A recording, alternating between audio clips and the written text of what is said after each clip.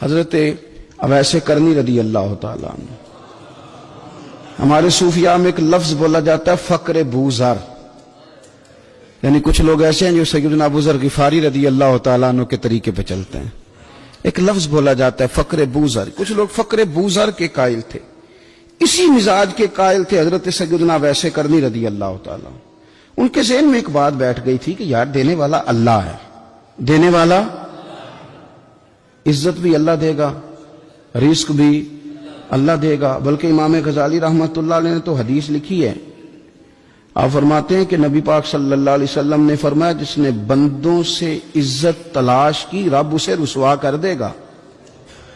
جو سیاست کر کے عزت حاصل کرنا چاہتا ہے، جو اس طرح کا ماحول بناتا ہے کہ میں کوئی ایسے کام کروں کہ لوگ میری واہ واہ کریں، لوگوں سے عزت کا حصول کرنے والے کو رسوا کر دیا جاتا ہے. عزت در اصل وہی ہے جو رب کریم عطا فرماتا ہے. میرے عزیز دوستو، آپ اپنی توجہ، دل کی توجہ، روح کی توجہ اپنے مالک کی جانب جب کر لیتے ہیں، غفلت کا پھندا اتار دیتے ہیں اور ہر وقت غلبہ رکھنا پیسوں کا، ہر وقت اسی میں سوچنا، اسی میں محو ہو جانا، پھر آپ کا ذہنی نقصان ہوتا ہے. پھر آپ کی روح جو ہوتی ہے وہ بے چین رہنے لگتی ہے. پھر ایسے بھی غریب دیکھے جن کے پاس پیسے ہیں، پیسوں کے علاوہ کوئی شے بھی نہیں. پھر ایسے بھی تنگ دست دیکھے کہ جن کے پاس جائیدادیں بڑی ہیں پر ان کے پاس رات کو سکون سے سونے کے لیے وقت کوئی نہیں.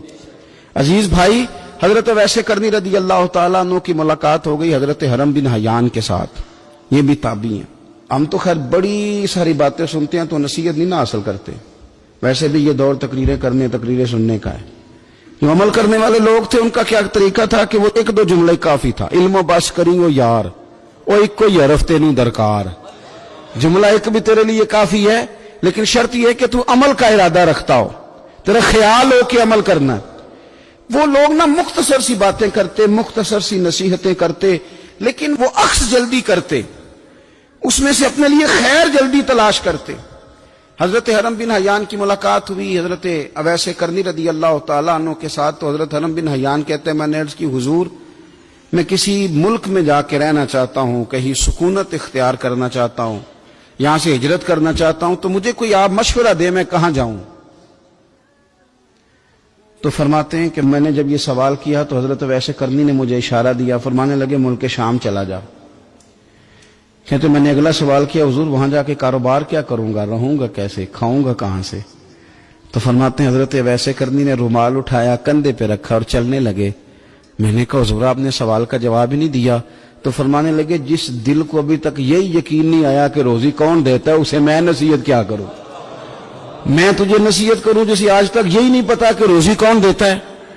تو ابھی تک اپنے دل کو پکا ہی نہیں کر پایا کہ روزی رب دیتا ہے. او خدا کے بندے کیا نصیحت کروں تجھے، تو ابھی تک یہاں اڑا ہوا ہے. ہجرت کرنا منع نہیں، لیکن جن معنوں میں بات کر رہا ہوں ان معنوں میں سمجھے. رزق حلال کے لیے بھی ہجرت کرنا درست ہے، منع نہیں. لیکن یہ کہ بے یقینی کا شکار رہنا، تیرا جو توکل ہے وہ مضبوط ہونا چاہیے، تیرا بھروسہ اپنے رب کی ذات. تو غافل ہو گیا اللہ سے، تو نے اسباب پر بھروسہ سارا کرنا شروع کر دیا. اسباب اختیار کیے جاتے ہیں، بھروسہ رب کریم پہ کیا جاتا ہے.